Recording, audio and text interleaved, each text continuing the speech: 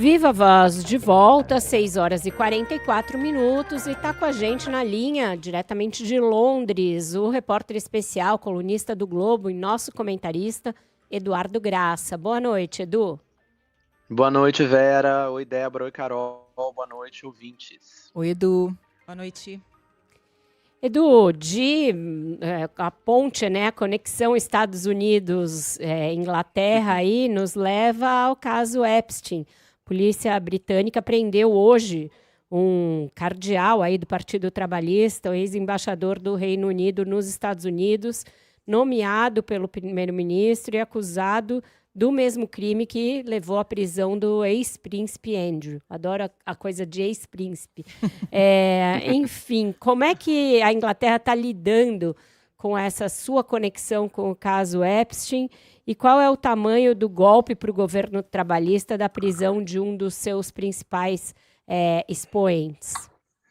Foi um golpe duríssimo, a coisa aqui está complexa, né, Vera? O desgaste para o governo trabalhista só aumenta, né? O Peter Mandelson, além de ser cardeal do Partido Trabalhista, diplomata, é um lord, né? Lord Mandelson.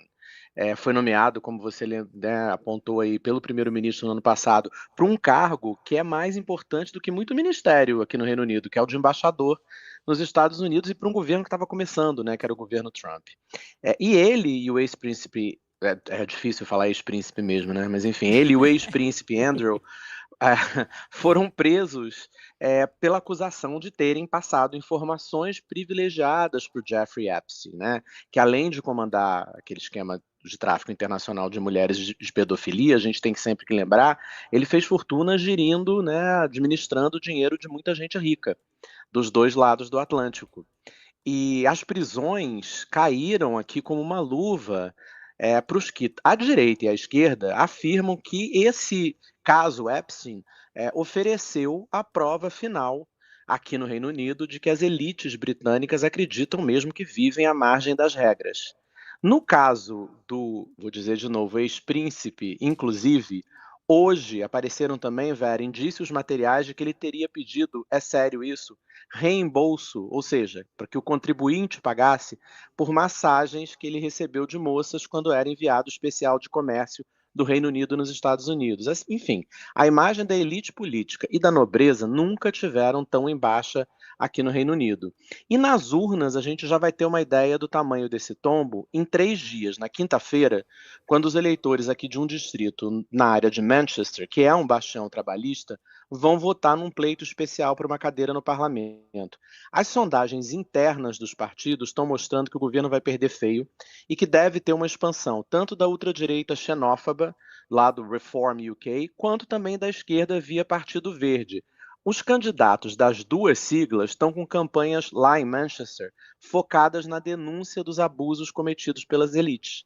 É uma eleição pequena, regional, mas que a gente deve olhar com lupa para entender se o Reino Unido pode ser, especialmente se o Reform crescer muito, o próximo palco aí para uma experiência de algo assim como um trumpismo britânico personificado pelo líder do partido, Nigel Farage.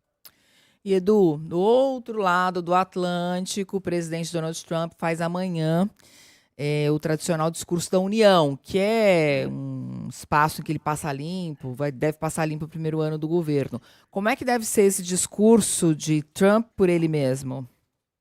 Bom, claro que ele vai dizer que foi tudo incrível, né? E que tudo foi melhor ainda do que se poderia se imaginar. Mas ele é sempre imprevisível, a verdade é essa. E a aposta assim, que eu faço é que ele vai se aprofundar em 3 tópicos. O primeiro são os tarifaços. E se os juízes da Suprema Corte que votaram contra os interesses da Casa Branca na semana passada tiverem presentes, vai sim, eles vão levar cotoveladas e provavelmente vão fazer ali uma cara de paisagem de magistrado americano. Também não é impossível que ele anuncie amanhã mais tarifas além das 15% que estão valendo nesse momento. Outro tema que é a expectativa de que ele deve tratar é o Irã, com todo o aparato militar dos Estados Unidos posicionado nesse momento para um ataque. A lógica do regime dos ayatolás parece ser a de que é mais arriscado internamente para eles, ainda mais com o retorno dos protestos nas ruas do país, não julgar a Carta da Soberania Nacional e não ali, por baixo dos panos, fechar algo para não ser atacado. O que a gente não sabe é o tamanho dessa provável agressão, se vai ser algo parecido com o ano passado, quando os ataques foram concentrados nas áreas que os Estados Unidos identificaram como de produção nuclear para ajudar ali Israel, que estava em guerra com o Irã, ou se a ambição é maior, que é uma ambição de mudança de regime com consequências muito maiores para o planeta, inclusive, mas não só por conta da escalada do preço do barril do petróleo. E o discurso do Estado da União pode ser usado pelo Trump para ele fazer bem ao seu estilo uma espécie de anúncio formal desse ataque ali ao Congresso, né? Ele faz esse discurso no Congresso, que constitucionalmente teria que aprovar qualquer guerra, embora isso não queira dizer muito para essa Casa Branca. E o terceiro grande tópico que eu aposto é a segurança nacional, né? O financiamento brecado aí pelo Partido Democrata do Departamento de Segurança Interna, que o guarda-chuva dele está as polícias de imigração, ali o ICE, as polícias de fronteira, centrais para o projeto de deportação em massa de imigrantes não documentados do Trump e muito impopulares após a morte de cidadãos americanos. O que eu quero prestar muita atenção é que narrativa que o Trump vai apresentar amanhã para não tratar da perda de vidas americanas por agentes mal treinados, pessimamente liderados e certos da impunidade. Ô, Edu, um outro tema queria trazer aqui para te ouvir, essas imagens muito impressionantes que a gente está vendo do México, né, com bloqueios de Sim. estradas, troca de tiros no aeroporto internacional, uma reação muito violenta do crime organizado à morte do Sim. traficante El Mencho, que comandava o mais violento cartel de drogas no país, né? O que mais te chamou a atenção nisso tudo? Não, como você pontuou, né, o tamanho e o impacto dessa operação, os turistas, né, ficaram, alguns deles detidos, muitos detidos num zoológico em Guadalajara, por exemplo, onde eles estavam visitando, não puderam sair. É, né, o tamanho foi, da reação do crime foi, assim, impensável. Mas eu queria destacar uma outra coisa, eu queria destacar a habilidade da presidente do México, Cláudia Sheinbaum, uma política de esquerda, que conseguiu celebrar a ação das forças mexicanas, saudar a ajuda da inteligência americana, ao mesmo tempo que também sublinhou que não houve participação militar dos Estados Unidos em solo mexicano. É, me chamou a atenção essa capacidade dela, da presidente, de se equilibrar entre trabalhar com o governo Trump sem abrir mão da soberania na hora de lidar com o crime organizado. Acho que nós, no Brasil, devemos ficar especialmente atentos para os próximos passos do governo mexicano na batalha deles contra o narcotráfico e na participação americana nessa guerra.